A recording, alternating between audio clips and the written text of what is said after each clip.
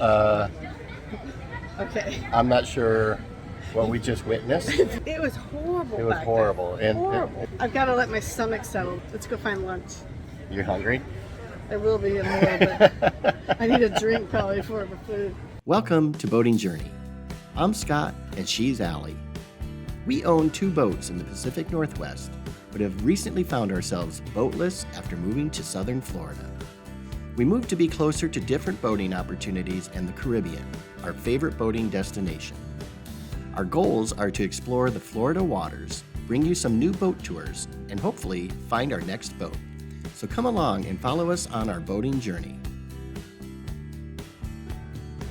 Hi everyone. So we are back on the road again, and this weekend we're in St. Augustine, Florida, which is north.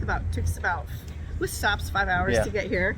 We're all bundled up, and we did that on purpose because we wanted to experience the holidays where it's just a little chillier. Yeah, it's a little cooler here, which is funny because it's really only in the 60s. But it's still cold to us. Cold to us. So we are staying right here on the water, which is fantastic. We are tonight going to do a ghost tour. Then tomorrow we'll check out the fort and all of like a little bit of the history of St. Augustine. And then the big thing that people come to see are the lights. Yes. And this is Christmas weekend. We head back home on Christmas Eve. So we're pretty excited. There's a big pirate ship going by, so maybe Scott will cap that for you real quick. And so come along and check out St. Augustine. Here you go. Yeah. Oh. Well, this is very nice.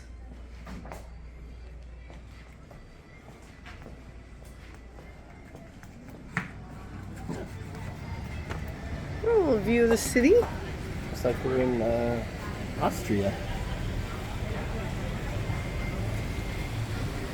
Yeah. And then does this wrap around? Oh yeah, we have a whole little porch thing. Oh, look at that. It's very, yeah. You have water on that side. Oh yeah, it's very, oh yeah, you do have water. Very Leavenworth, yeah. Perfect for Christmas. See, and there's the water. Well, this is gonna be festive. So just a quick tour. Oh yes, I am Hilton Honors. So you got a little king size bed, looks lovely. And of course we have a little coffee station. We have a fridge, big closet, big shower, very nice bathroom. Very nice. We got a very nice upgrade. Is it very nice? It's very nice. It's very nice. Very nice. And the music out there is very nice too. So far, this place has been really cool. Look how cute this is. So we're on a little cobblestone road. It's like sensory overload. Don't know where to look at this point. There's just so much. And where we just came from, it's going to be all lit up. So now we're just kind of looking for, like, these are all really old buildings. Now, I have been to St. Augustine 50 years ago. It tells you how old I am. So now we're just getting ready to try to find a place to eat. And check out this, well, you can see the cobblestone road. It's probably like one of the originals. It's just very, very cute. You've got to come.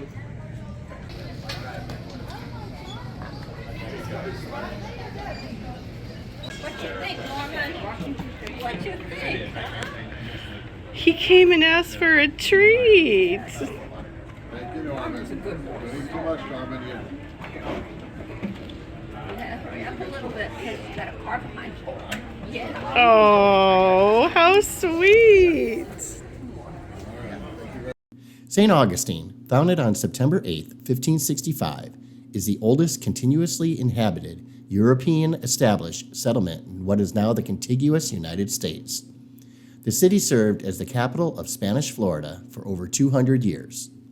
It was designated as the capital of British East Florida when the colony was established in 1763. However, Great Britain returned Florida to Spain in 1783. Florida was ceded to the United States in 1819. St. Augustine is part of Florida's First Coast region and the Jacksonville metropolitan area. Since the late 19th century, St. Augustine's distinctive historical character has made the city a tourist attraction. Castillo de San Marcos, the city's 17th century Spanish fort, constructed out of the sedentary rock coquina, continues to attract tourists today. So we're in the colonial quarters, and what I do love about it, this is the oldest city in America, and they've really done a great job kind of explaining what each building, even if it's being used as a gift shop, this was built prior to 1761. And again, you can see this is all coral. Yeah. So this is a national register of historic places. As night fell on our first day, and before what we thought would be a scary ghost adventure, we took in the lights of the historic town square and enjoyed an adult beverage made from Woodinville whiskey, a bit of flavor from our old hometown. I have a 1/4 now. So we're on this ghost tour. It's not our first ghost tour, but let me show you how beautiful. So you got your horses. This is where we're staying. This is the waterfront. It's hard to see. I need to get caught up, but I wish you could totally see this. It's so pretty. This is why we came here. After an hour and a half of walking around the historic district, we wrapped up the ghost tour at the local cemetery. It wasn't too scary and no ghosts were seen. Maybe we'll have better luck next time. Well, we got done with the tour, and now we're back kind of in, what would you call this? Like, again, another little Leavenworth, Yeah. right? Kind of cool. Augie's Draft. It's a self-serve tap house. Oh, That's cute. that oh, seems dangerous. and a cute little dog. Oh, so cute.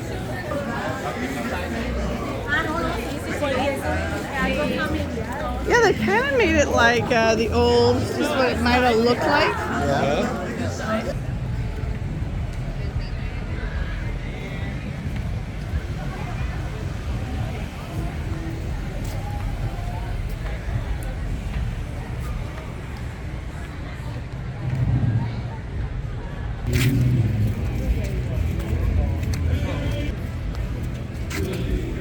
That's pretty.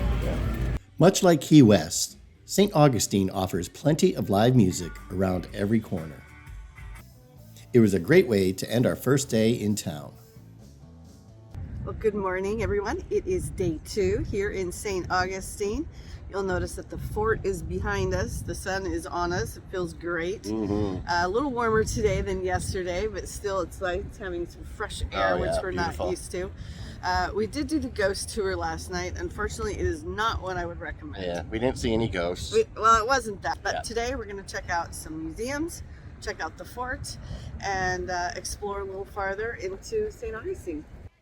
Located on the western shore of Matanzas Bay, the Castillo de San Marcos is the oldest masonry fort in the continental United States. It was designed by the Spanish engineer Ignacio Daza, with construction beginning in 1672, 107 years after the city's founding by the Spanish. The fort's construction was ordered by the local governor after a raid by the English privateer Robert Searles in 1668 that destroyed much of St. Augustine and damaged the existing wooden fort. The construction of the core of the current fortress was completed in 1695. However, it would undergo many alterations and renovations over the centuries. The tidal toilet.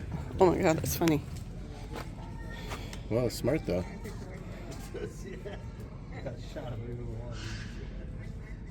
Wow.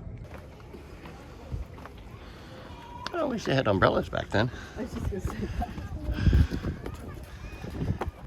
Oh yeah. Fighting the British. You and your family are protected in the fortress, but then you look over the wall and you see your entire town on fire. All your homes destroyed.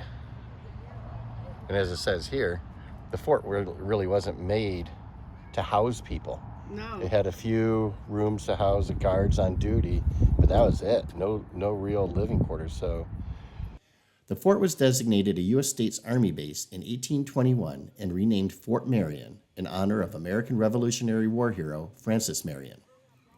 The fort was declared a national monument in 1924, and after 251 years of continuous military possession, was deactivated in 1933.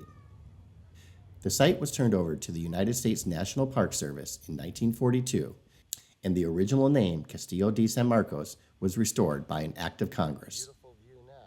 Although built in part by African slaves owned by the Spanish, the fort later served as one of the first entry points of fugitive slaves from British North America into Spanish Florida, where they were freed by the Spanish colonial authorities.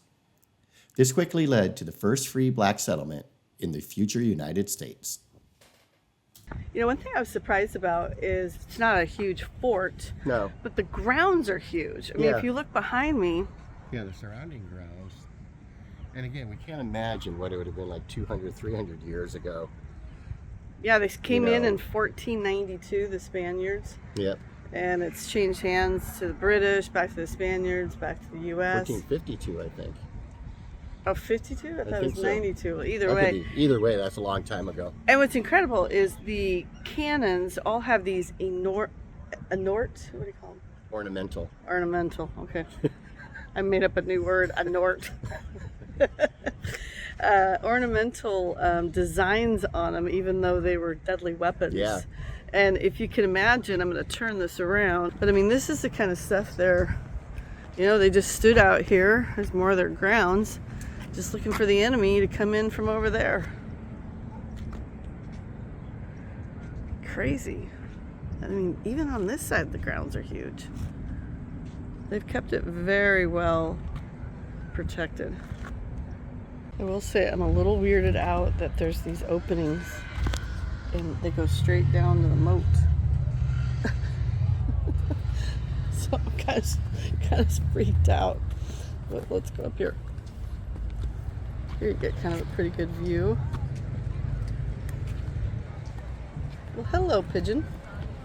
Beautiful view though, right? Yeah, if you look real I close. can't imagine your hands back then would have just been ripped apart dealing with this. It is wild. Yeah, I think this is the first time I've actually seen shells.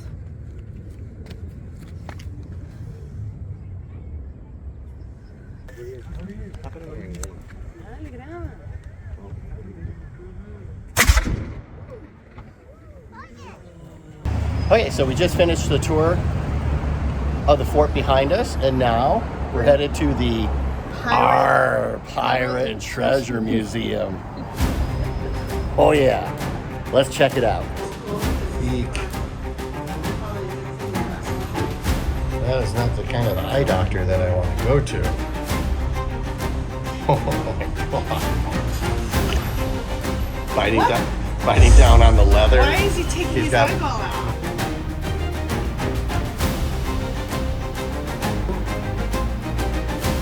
Going to sleep, he's got a log, a journal with him. And his trusty mate for protection.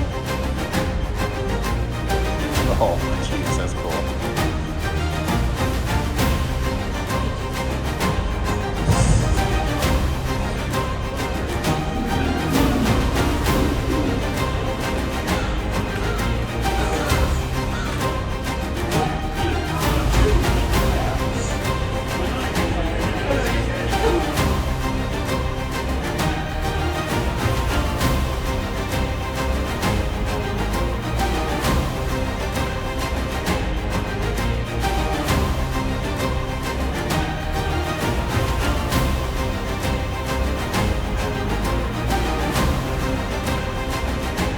What'd you think of the pirate? Well, I learned that they're mean and horrible they people. were horrible. I mean, like the one where they put him in a cage, Yeah. and they tarred him, and then they hung him out there until. Well, that was the pirate that got done. That was done to the pirate. Oh. Yeah. So But then they let his rotting flesh sit out there Sit for out. other sailors to see. in the cage. But yeah, they did all, what, 4 different types of torture? Oh, it's disgusting. I mean, Now, I heard there's I'm glad we live now than we did. I would never have survived 300 years ago. Now there's a torture museum. Should we go look for it? Sure. Okay, let's go see.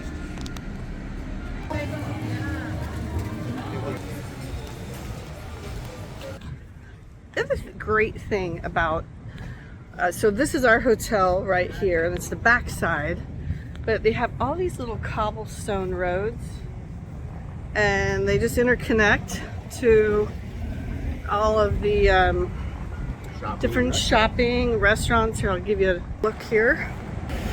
And everything's like really cutely decorated too. Like this is another restaurant. I don't know what it's called. This is called, oh, the Drunken Horse.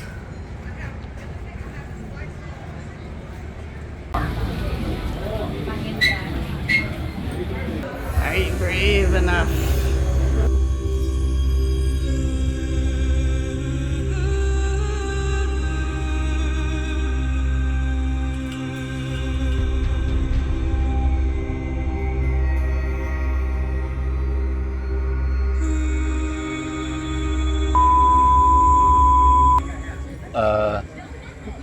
Okay. I'm not sure what we just witnessed. If you don't like gory things, don't go to the medieval. No. I mean, it was. It's amazing what we humans are capable of doing to each other. It was horrible. It was back horrible. then. And, Horrible. and so we're not going to show you any of the, even though it's just reenactments, obviously it's not live. It was fairly graphic inside, and I don't think we should. I've got to let my stomach settle. We might have a picture or two here that we can kind of show you of maybe some of the tools. But It was interesting. And I'm Highly glad- interesting. And what's sad is some of those torture things are still being used today. yeah. Ugh. So, yeah. Anyway, sorry, no Okay. footage of that. Um, Let's go find lunch. you're hungry? I will be in a little bit. I need a drink probably for the food. I'm just going around the block. So we're here at the City Gate Distillery. Going to try some free tastings. Check it out. Can't go wrong with the distillery tastings. And it smells delicious. Yeah, it's more of a flavored It's got distilled spirits rather than just we got like straight. pineapple rum, we've got cookie dough whiskey. That actually sounds good. They've got orange and cream moonshine, white lightning moonshine. So my name is Janelle, and I'm going to start you guys out here.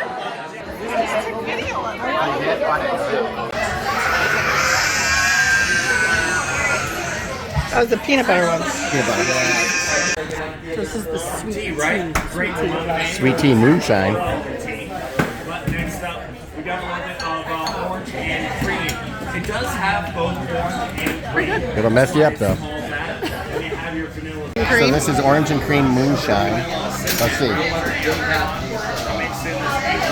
Oh my god, it tastes just like a creamsicle. An orange creamsicle. Deadly. So we went into the distillery and we bought salted caramel after we tried. How many we tried? How many 10. did we try? 10? And We're feeling good. well, I didn't. I had if you don't, you gotta ask for a half pour. That's what I did, the half pours. But definitely, we were in and out of there in what, half hour? If that. I don't And now even we're know if it took back. that long. Back on George Street. I think it's called St. George Street. Isn't it cute? Yeah, we're definitely coming back here. Our last historical site was the country's oldest wooden schoolhouse. Built sometime around 1716, the schoolhouse features a class in session explaining much of its history.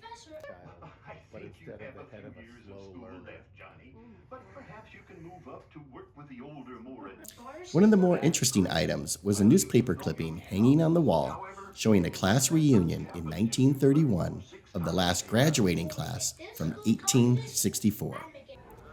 The building is encircled by a large chain placed there in 1937 to help anchor it to the ground in case of a hurricane. We ended our day and our visit listening to a fantastic bluegrass rockabilly band playing on the street corner below our veranda. So we're enjoying this band, but I want to tip them. I have to come all the way out the hotel and then come back around to see if they have a QR code or if I can just tip them. And here's Scott. Our room. Hang on. And that's the band.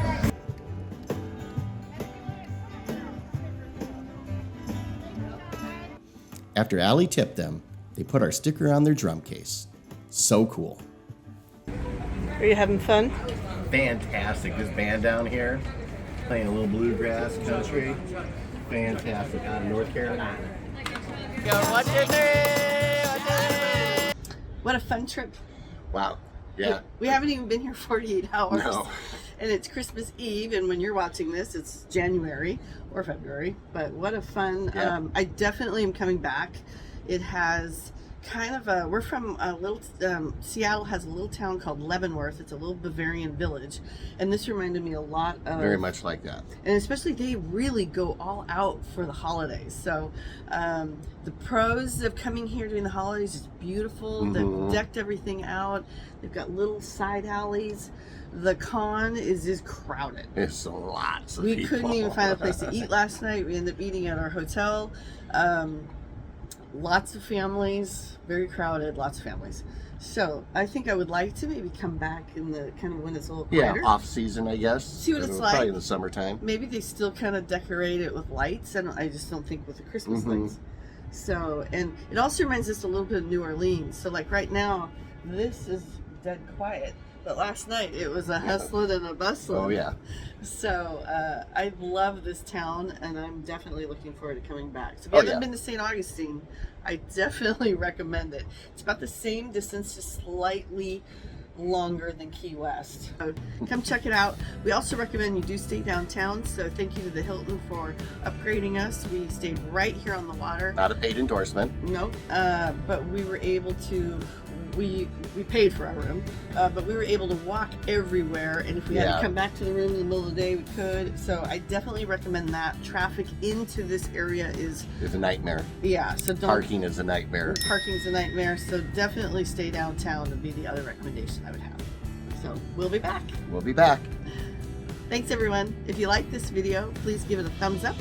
Leave your comments down below. More importantly, what? Hit the subscribe button. And we will see you next time.